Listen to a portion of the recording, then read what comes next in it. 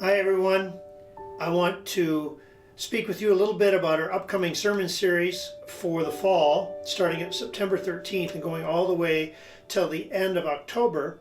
We're going to have a sermon series based on the first letter of Peter, and the sermon series is called Hometown Exiles. I know that sounds like an oxymoron, but it's a biblical oxymoron. Hometown exiles. These are people who are living in the New Testament time, living in mostly Greek regions to whom Peter was speaking. And they'd grown up there. It was their hometown.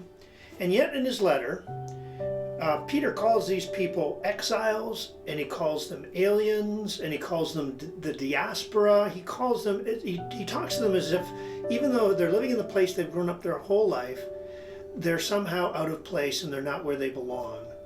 And this is a dynamic of the Christian life. We can be extremely comfortable where we live, and yet there's part of us that belongs to a different country, a different place, because we're citizens of the kingdom.